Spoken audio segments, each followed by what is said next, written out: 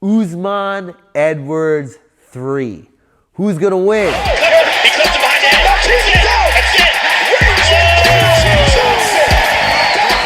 I don't know.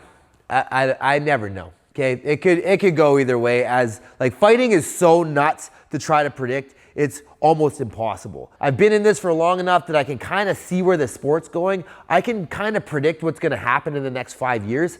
I can't predict what's going to happen in the next 5 minutes. I definitely can't predict what's going to happen in 25 minutes of these two fighting. But gun to my head, back against the wall, I got to make a call. I'm going to pick Usman. I think he was so dominant for so long of that last fight and in the first fight that if they fight 9 times or 10 times, I think he will win at least 9 of them. I don't know if Leon Edwards has what it takes mentally or physically in order to make what happened in the last fight happen again. I think Leon himself was somewhat surprised with what had happened, at least when it happened, because everybody was like, what?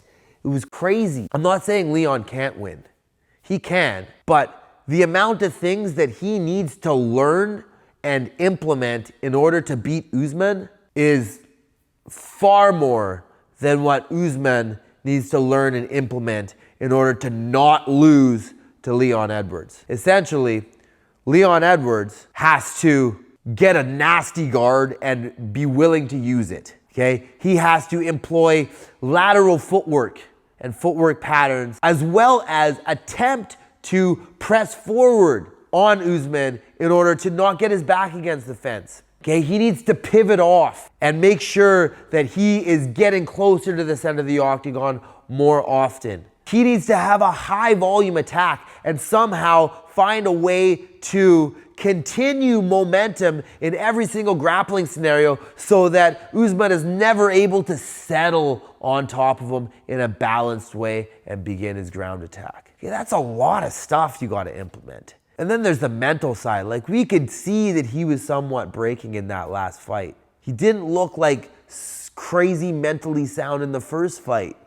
He looked like he was pretty defeated in that 3rd round. Usman's essentially got to do 2 things. Stop drifting into the power so damn much. When you block and slip, keep the outside hand up. That's pretty much it. Like, obviously he lost 1 takedown in the beginning of the round, in the beginning of the fight, right? So maybe operate in a way that you kind of believe that Leon has the ability to take you down and you're not impervious to it, and probably won't happen again.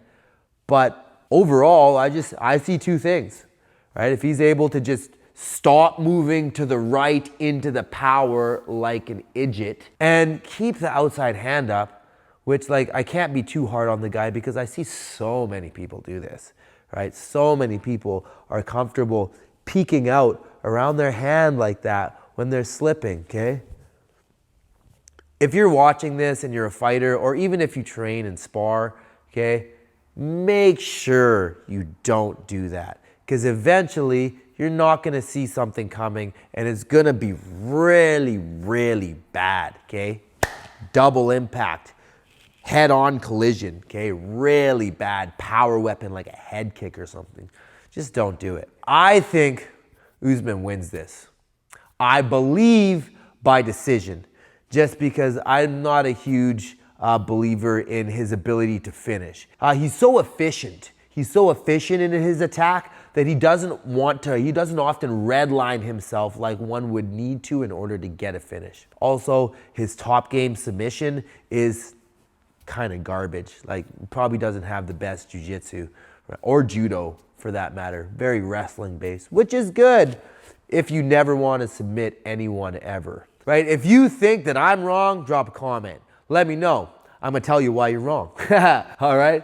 Have fun watching this fight. Okay, it's gonna be a sick fight. I'm super excited about it. And yeah, we'll talk to you very soon. Peace out.